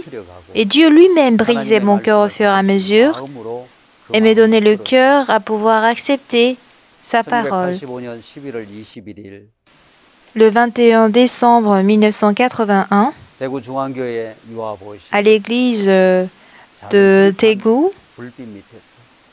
sous des lumières faibles de la chambre destinée pour les enfants, à travers la Bible, j'ai écouté la parole pendant 2 heures expliquant de comment Jésus a pardonné mes péchés.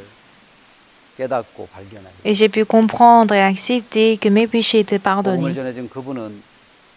La personne qui m'a prêché l'évangile a prié pour moi. Quand j'y pense aujourd'hui, cela date de 35 ans auparavant. Je dis merci, merci. Merci pour avoir sauvé ce jeune. Au bout de 2 mois d'entretien, mon orgueil et mes pensées furent brisés. Et par mon salut, la personne qui m'a prêché l'évangile était très heureux.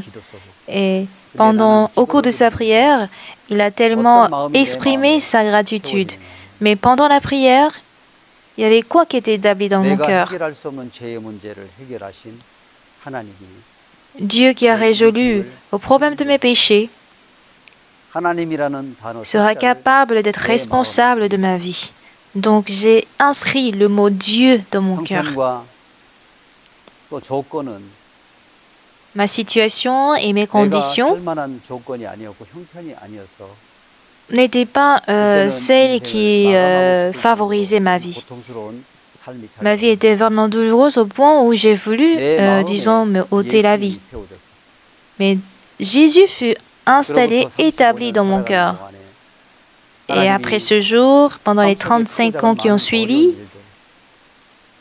il y a eu certes des difficultés grandes ou petites, difficiles à avaler, en tout cas impossibles à supporter par moi-même.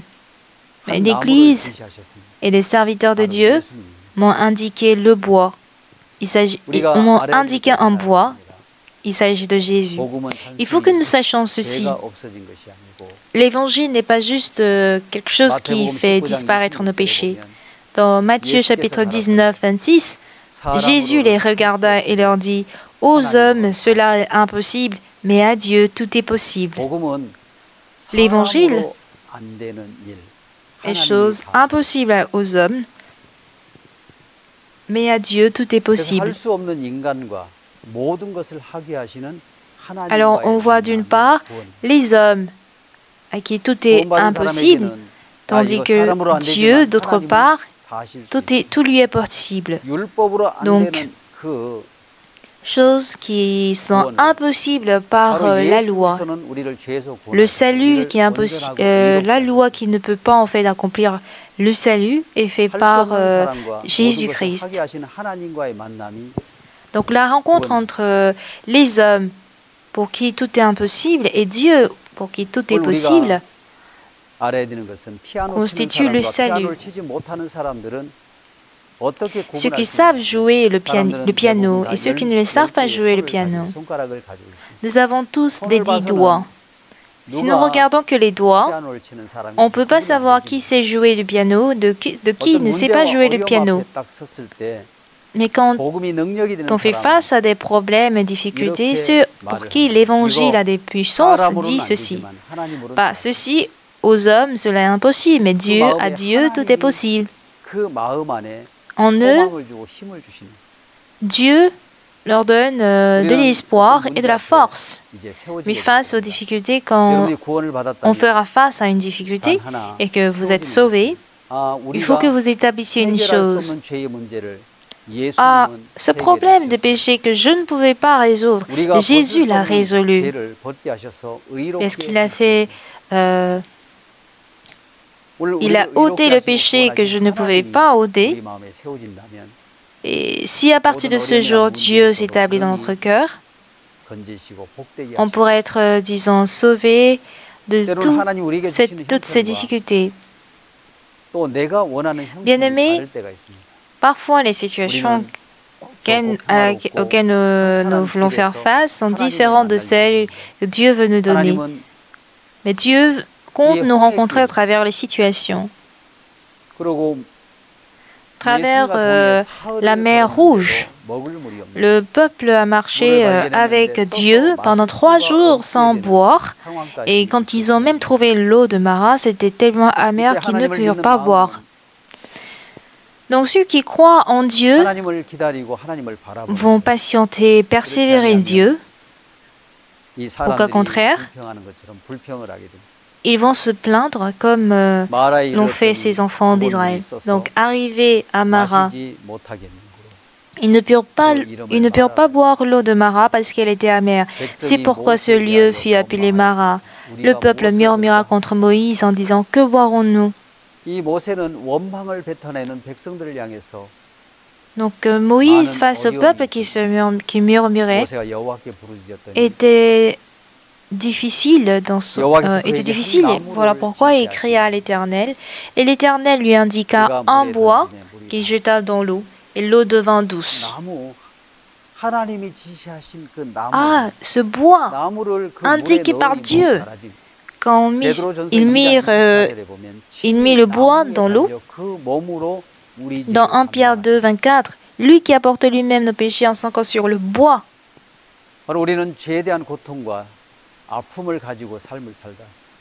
Nous vivons en fait avec la douleur et la souffrance de nos péchés, mais par Jésus-Christ, il nous a sauvés et nous promet aussi qu'il nous rendra prospères. Et lui enfantera un fils et tu lui donneras le nom de Jésus et c'est lui qui sauvera son peuple de ses péchés. Aujourd'hui, Dieu a accompli le problème du péché par Jésus-Christ et il nous affirme qu'il l'a déjà accompli. Comme la cantique qui dit « Sous la croix, je veux me reposer ». Donc, c'est ainsi que Dieu a indiqué un bois, et ce bois désigne la croix de Jésus-Christ, car c'est sur cette croix que Jésus-Christ a résolu tous nos problèmes. Si Jésus entre dans notre cœur aujourd'hui, Jésus n'a d'ailleurs pas de problème qu'il ne peut résoudre. Il n'a pas de problème qu'il ne peut résoudre. Il n'a pas non plus des maladies qu'il ne peut pas guérir. Le bois indiqué par l'Éternel, il s'agit de la croix. Aujourd'hui, nous expérimentons l'amour de la croix et parce qu'il veut que nous rencontrions cet amour, il nous donne volontairement ses problèmes afin que nous allions vers lui. Et lorsque nous allons marcher en compagnie avec ce Seigneur, nos péchés prendront fin à la croix, tous les problèmes seront résolus, toutes les maladies seront guéries. Et je crois qu'on pourra expérimenter ce genre de Dieu. Qu'est-ce que la Bible nous dit? Il dit, si tu écoutes attentivement la voix de l'Éternel ton Dieu, si tu fais ce qui est droit à ses yeux, si tu prêtes oreille à ses commandements, je ne te frapperai d'aucune des maladies dont j'ai frappé les Égyptiens, car je suis l'Éternel qui te guérit. Alors, Dieu guérirait toutes les maladies, toutes les douleurs des enfants d'Israël. Et à la manière dont l'eau devint douce lorsqu'on mit le bois dans l'eau amère, lorsque nous acceptons Jésus dans notre vie, dans notre cœur, on pourra résoudre, et Dieu d'ailleurs va résoudre tous nos problèmes. Les pensées de Dieu sont différentes de celles de l'homme. Si nous acceptons en fait la parole de Dieu en reniant notre pensée, Dieu va nous certainement conduire vers la bonté. Aujourd'hui, nous comptons lire Nombre chapitre 21, verset 4. Du verset 4 au 9. Ils partirent de la montagne de Hor par le chemin de la mer Rouge pour contourner le pays d'Édom. Le peuple s'impatienta en route et parla contre Dieu et contre Moïse. Pourquoi nous avez-vous fait monter hors d'Égypte pour que nous mourions dans le désert? Car il n'y a point de pain, il n'y a point d'eau, et notre âme est dégoûtée de cette misérable nourriture. Alors l'Éternel envoya contre le peuple des serpents brûlants. Ils mordirent le peuple, et il mourut beaucoup de gens en Israël. Le peuple vint à Moïse et dit, « Nous avons péché, car nous avons parlé contre l'Éternel et contre toi. Prie l'Éternel afin qu'il éloigne de nous ces serpents. » Moïse pria pour le peuple. L'Éternel dit à Moïse, « Fais-toi un serpent brûlant et place-le sur une perche. Quiconque aurait été mordu et le regardera conservera la vie. » Moïse fit un serpent d'airain et le plaça sur une perche. Et quiconque avait été mordu par un serpent et regardait le serpent d'airain conservait la vie. Jusqu'au verset 9. Quand Dieu a conduit le peuple d'Israël hors d'Égypte, s'ils passent par la voie de la mer Méditerranée nommée la voie des Philistins, ils peuvent arriver à Canaan dans 11 jours. Cependant, Dieu a fait traverser la mer Rouge en passant par la Syrie, le mont Sinaï, ce qui a fait contourner 38 ans.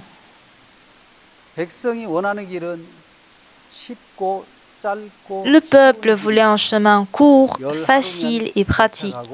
C'est-à-dire en 11 jours, ils peuvent arriver et ce sera une bonne occasion pour eux d'arriver à Canaan, la terre sur laquelle ils ont des attentes. Mais Dieu n'a pas conduit ce peuple sur ce chemin de 11 jours, mais ils l'ont fait traverser la mer Rouge, passant par la terre de Sinaï, pour passer 38 ans dans le désert. Alors les enfants d'Israël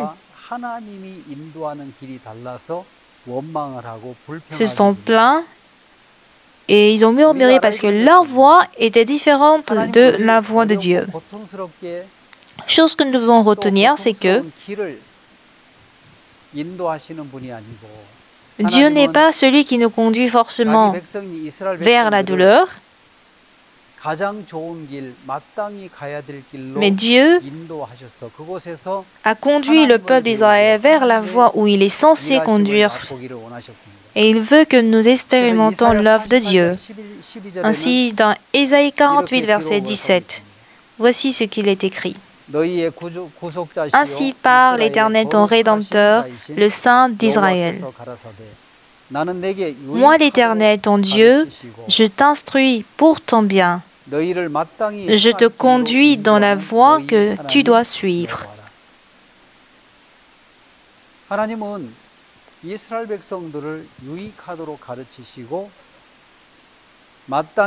Alors l'Éternel Dieu veut nous instruire pour notre bien et nous conduire dans la voie que nous devons suivre. Quand les parents nourrissent les enfants, ils vont certainement nourrir ou bien les instruire en bien. Et tel est le cœur des parents. De même, le cœur de l'Éternel vis-à-vis des enfants d'Israël, c'est pour leur bien. Et il est celui qui conduit dans la voie qu'ils doivent suivre. Le peuple d'Israël, eux, ils préfèrent aller vers le chemin de 11 jours. Et là, ils pourraient arriver rapidement. Mais s'ils vont vite, ils ne seraient pas en mesure de combattre contre les armées fortes et bien fondées contre celles d'Or, roi de Bassan, ou Sihon, roi des Amoréens qui habitaient à Hesbon, qui avait occupé déjà la terre de Canaan avant eux. Et quand ils feront le combat, ils vont fuir. Donc du coup, Dieu a fait contourner pendant 38 ans dans les déserts. Et Dieu leur a montré clairement que Dieu était avec eux et il leur a appris ou enseigné la foi en Dieu. Alors, sous le soleil, quand il y avait la chaleur, Dieu a conduit avec des colonnes de nuages pour créer l'ombre pour eux. Et quand ils traversent le désert, il y a différentes températures, surtout la nuit où il fait froid.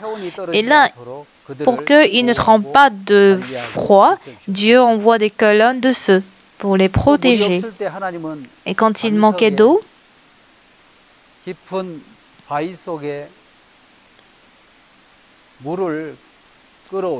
Dieu leur a donné en fait une source d'eau qui, en frappant en fait le roc, pour leur donner à boire. Et dans tout ceci, Dieu a voulu montrer qu'il était avec eux. Donc pendant 38 ans, le peuple d'Israël était en compagnie avec Dieu. Leurs vêtements n'étaient pas souillés et Dieu les a conduits pour que leurs souliers aussi ne soient pas en fait déformés ou vieillis.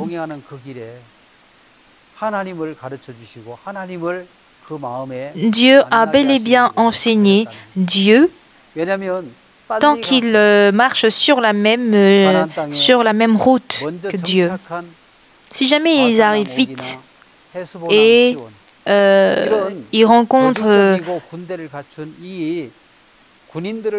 des armées fortes et bien fondées comme celle d'Or, roi de Basan, ou Sihon, roi d'Hesbon, ils ne pourront jamais occuper la terre de Canaan.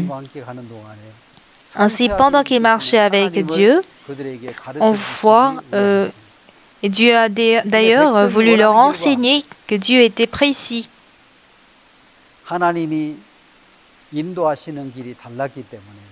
Mais la direction de Dieu était différente du vouloir des enfants d'Israël. Voilà pourquoi ils se sont plaints contre Dieu, contre Moïse. Donc au verset 5, le peuple s'impatienta en route et parla contre Dieu et contre Moïse. Pourquoi nous avez-vous fait monter hors d'Égypte pour que nous mourions dans le désert?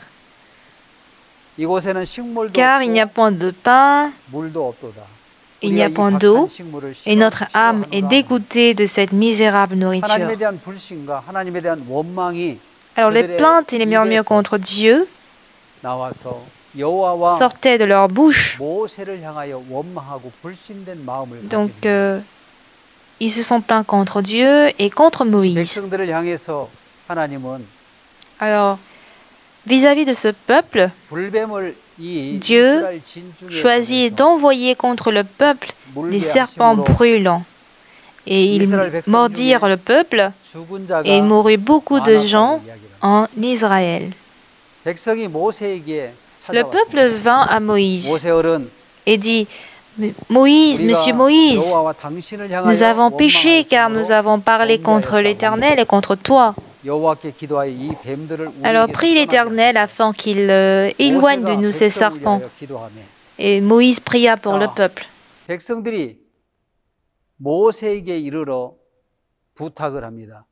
Alors le peuple vint à Moïse et dit, Moïse, nous avons péché car nous avons parlé contre l'Éternel, contre toi. Prie l'Éternel afin qu'il éloigne de nous ces serpents. Et Moïse pria pour le peuple. Si vous regardez dans cette Bible,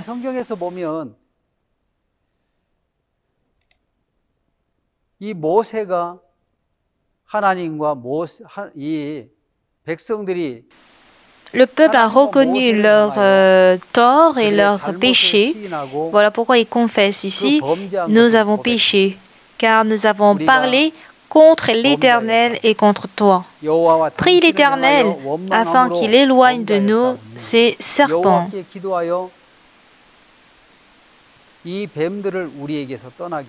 Et Moïse pria pour le peuple.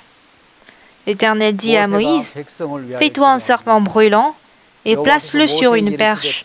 Quiconque aura été mordu et le regardera conservera la vie.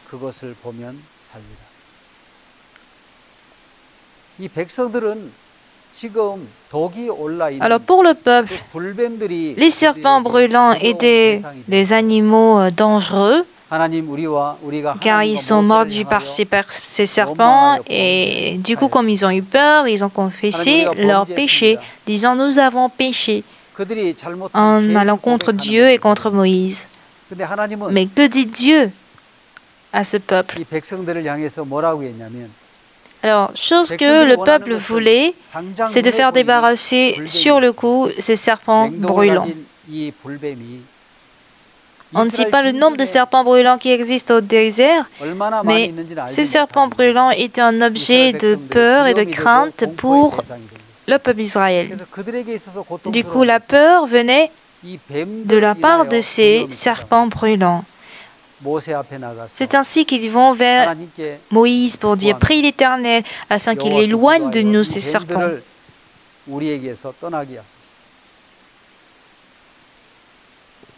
En revanche, Dieu n'a pas suivi en fait la requête du peuple pour faire éloigner ces serpents. Le cœur du peuple était différent de celui de Dieu. Le peuple veut sur le coup faire débarrasser ou faire éloigner ces serpents d'eux, mais Dieu n'a pas fait éloigner ces serpents. Mais il demande de placer un serpent brûlant sur une perche. Fais-toi un serpent brûlant et place-le sur une perche. Quiconque aura été mordu et le regardera conservera la vie. Moïse fit un serpent d'airain et le plaça sur une perche, et quiconque aurait été mordu par un serpent et regardait le serpent d'airain conservait la vie. Donc, très souvent, nous avons des pensées différentes, du cœur différent de Dieu. Et les enfants d'Israël avaient aussi des pensées différentes. Donc, c'est ainsi qu'ils sont allés voir Moïse pour lui dire « Prie l'Éternel afin qu'il éloigne de nous ces serpents. » Pour eux, si Dieu fait éloigner les serpents, le problème sera résolu. Mais Dieu n'a pas écouté leur requête. Il lui demande de faire un serpent brûlant, de le placer sur une perche. Et quiconque le regardera conservera la vie. Si Dieu avait accepté la requête du peuple, il y a un problème. Quel problème? Celui qui est mordu ne peut plus vivre. Et même ceux que le serpent brûlant est en train de mordre aussi ne peut pas vivre. Donc Dieu n'a pas répondu à la demande ou la réclamation du peuple, mais Dieu montre plutôt une voie par laquelle tout homme peut être sauvé. Si nous réfléchissons un peu, selon la réclamation du peuple, si Dieu fait éloigner, supposons que Dieu a fait éloigner tous les serpents brûlants, quel problème peut-il passer? Ceux qui sont mordus ou ceux que les serpents brûlants sont en train de mordre, ceux-là ne peuvent pas être sauvés. Seulement ceux qui n'ont pas été mordus peuvent vivre. Alors, Dieu a proposé une voie par laquelle tout homme peut être sauvé. Il demande de faire un serpent d'airain sur une perche, et quiconque aura été mordu et le regardera conservera la vie. Alors, à l'intérieur de nos pensées, on se dit, si je suis mordu par le serpent, il faut déchirer la partie où je suis mordu pour faire sortir le venin, et où on cherche d'autres moyens. Mais dire que celui qui est mordu et qui regarde un serpent brûlant placé sur une perche, bon, ce n'est pas en fait compréhensible, ce n'est pas logique d'ailleurs, et ça n'a rien à voir avec la vie. Toutefois, ceux qui croient en la parole de Dieu, tous ceux qui croient en Dieu, il regardera le serpent d'airain placé sur une perche et il verra merveilleusement la conservation de la vie. La raison pour laquelle Dieu ne pouvait pas en fait répondre à la revendication du peuple, c'est que si jamais il répond à cette revendication, ceux qui sont déjà mordus ne pourront pas être sauvés. Donc Dieu a proposé une voie par laquelle tout le monde peut être sauvé. Dieu demande de faire un serpent brûlant et le placer sur une perche. Quiconque aura été mordu et le regardera conservera la vie. Alors Dieu a préparé une voie pour tous. Et si jamais le peuple fait disparaître tous les serpents, dans ce cas ceux qui ont été déjà mordus, ceux que le serpent brûlant est en train de mordre ne pourront pas conserver la vie. Et par les plaintes et les murmures du peuple, ceux qui se sont plaints contre Moïse et contre Dieu, ils viennent vers Dieu pour confesser, « Seigneur, nous avons péché car nous avons parlé contre l'Éternel et contre toi. Oui, on a péché. » Et ils confessent. Mais confesser le péché n'est pas un moyen par lequel ils peuvent conserver la vie. Dieu compte corriger le fait que leurs pensées sont différentes de celles de Dieu. Ils ont voulu toujours marcher sur un chemin simple, facile pour arriver à Canaan. Mais Dieu leur a conduit à traverser la mer Rouge, passer par le désert pendant 38 années. Et à travers cela, Dieu voulait leur enseigner une chose. Je suis avec toi, je viendrai toujours en aide. Et voilà pourquoi tu dois avoir foi en moi. Quand ils avaient connu une guerre, s'ils arrivent à Canaan, ils seront obligés de faire la guerre contre Or de Bassan, mais dans ce cas, certains vont vouloir fuir. Et s'ils fuient, ils ne pourront pas aller à Canaan. Voilà pourquoi Dieu les oblige à passer par le désert. Tandis que le peuple veut avoir un chemin facile et court. Dieu veut leur montrer que Dieu, il est plus précis. Et il comptait que les enfants d'Israël puissent expérimenter à quel point Dieu est minutieux et précis. Comme Moïse a placé le serpent d'airain sur une perche, et tous ceux qui ont regardé ce serpent d'airain avaient conservé la vie. Mais ceux qui ont suivi leur orgueil, ils se disent « Est-ce que je peux vivre en regardant ce serpent d'airain ?» Et ceux qui n'ont pas regardé le serpent d'airain furent morts. Si nous pouvons en fait conserver la vie aujourd'hui, c'est grâce au serpent d'airain. Quelles que soient les situations, même s'ils ne m'ont pas encore mordu, si vous avez la peur même contre les serpents d'airain, même si je suis mordu par le serpent, je n'ai craint rien car je n'ai qu'à regarder le serpent d'airain. Aujourd'hui, cette Bible que nous lisons nous enseigne une chose. Laquelle? Elle nous enseigne que ce serpent d'airain est l'image ou l'ombre de Jésus-Christ qui viendra après. Dans Jean chapitre 3, verset 13, il est écrit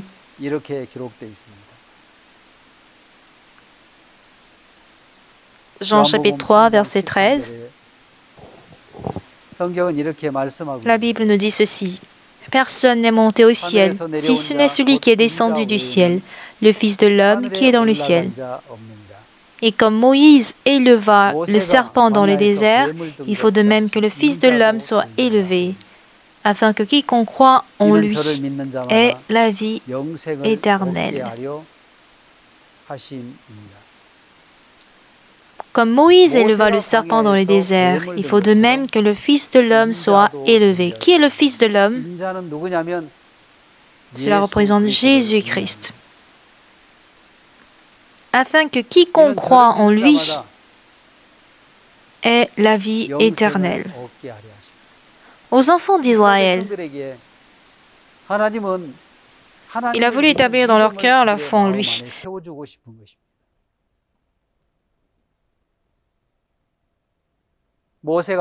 À la manière dont Moïse éleva le serpent dans le désert, la Bible dit qu'il faut de même que le Fils de l'homme soit élevé. Le serpent d'airain alors placé sur une perche signifie Jésus-Christ qui mourra sur la croix, qu'on ait déjà péché dans le passé, qu'on est en train de pécher ou qu'on ait la possibilité ou la probabilité de pécher dans l'avenir. Si nous regardons Jésus qui est venu sauver l'humanité du péché, on pourra avoir la solution à nos péchés. La Bible nous dit ceci. Le peuple venait à Moïse et à Dieu et demandait quoi? Nous avons péché, car nous avons parlé contre l'Éternel et contre toi. Alors priez l'Éternel afin qu'il éloigne de nous ces serpents. Mais Dieu leur a répondu comment? Fais-toi un serpent brûlant et place-le sur une perche qui, quand aurait été mordu, le regardera, conservera la vie. S'ils veulent conserver la vie, alors que leur recommandation était de faire disparaître ou éloigner les serpents brûlants. Mais Dieu fait placer un serpent brûlant sur une perche et quiconque aurait été mordu et le regardera conservera la vie. Leur pensée était différente de celle de Dieu. C'est ce qui a créé les plaintes et les murmures. Mais lorsque nous allons unir notre cœur à la parole de Dieu, on connaîtra le changement dans notre vie. Une des raisons pour laquelle Dieu ne pouvait pas en fait répondre à la demande et à la revendication du peuple, c'est pour sauver non seulement ceux qui ont été déjà mordus, mais ceux que les serpents sont en train de mordre, et même ceux que les serpents brûlants pourraient toutefois mordre. Voilà pourquoi sa solution finale, c'est l'étape de placer un serpent brûlant sur une perche. Donc, si on regarde les serpents d'airain sur la perche, on conservera la vie. Aujourd'hui, la croix de Jésus concerne et ceux qui ont péché dans le passé, et ceux qui pêchent aujourd'hui, et ceux qui pêchent également demain. Ainsi, il nous délivre de tout péché, de tout le venin des serpents brûlants. Dieu comptait les sauver de tous les venins, en vue de les restaurer.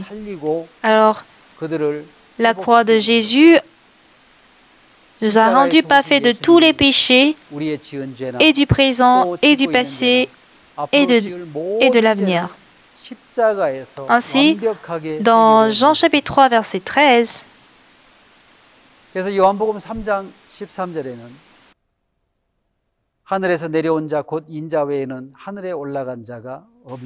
il est dit, personne n'est monté au ciel si ce n'est celui qui est descendu du ciel, le Fils de l'homme qui est dans le ciel. Et comme Moïse éleva le serpent dans le désert, il faut de même que le Fils de l'homme soit élevé. Le Fils de Dieu représente Jésus-Christ. À travers Joseph et Marie, Jésus-Christ qui est venu sur la terre, conçu par le Saint-Esprit. Si on regarde la croix pour regarder Jésus, nos péchés passés, nos péchés d'aujourd'hui, ainsi que tous les péchés que nous commettrons dans l'avenir seront résolus,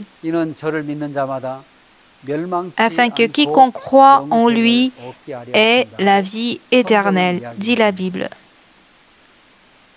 Si je cherche encore un autre verset dans la Bible, regardons le passage dans Jean chapitre 12, verset 32. Au verset 32, « Et moi, quand j'aurai été élevé de la terre, j'attirerai tous les hommes à moi. » En parlant ainsi, il indiquait de quelle mort il devait mourir. Jésus a dit, « Quand j'aurai été élevé de la terre, j'attirerai tous les hommes à moi. » S'il dit ceci,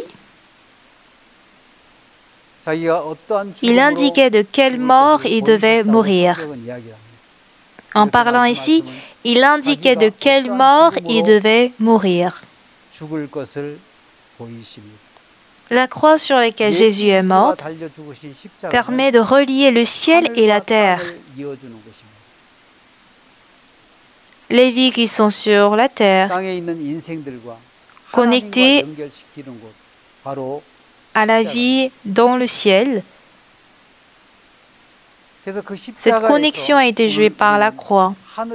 Et c'est par Jésus que nous pouvons rencontrer Dieu. La croix donc de Jésus, comme Moïse éleva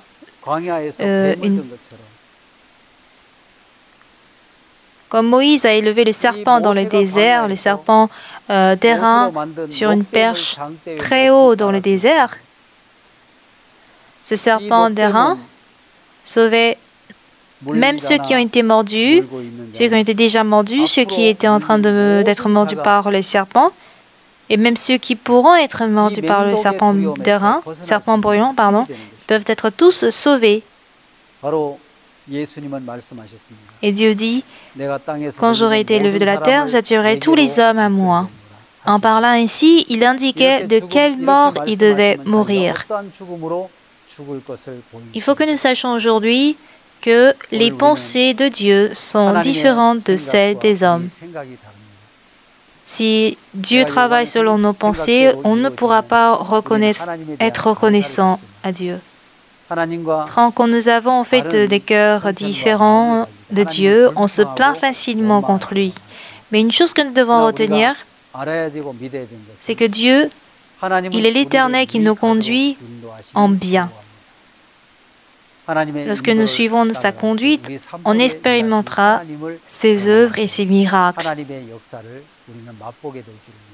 En marchant en compagnie avec Dieu, en marchant avec lui, Les difficultés que nous croisons ne se terminent pas comme des difficultés. Dieu va absolument laisser des traces dans notre cœur. Il veut laisser ses propres traces en nous. Donc, par plusieurs problèmes et difficultés, nous allons expérimenter l'aide et le soutien de Dieu. Donc aujourd'hui, il faut que nous croyions que l'Éternel Dieu est celui qui nous aide, qui nous vient en aide. Et j'espère que vous allez expérimenter de tels dieux. Aujourd'hui est notre dernière séance. Dieu qui vous a sauvé de vos péchés va certainement résoudre toutes les difficultés de votre vie également. Et qu'il vous enseignera la foi et l'amour de Dieu. Et j'espère que vous allez expérimenter aussi Dieu vrai dans votre vie.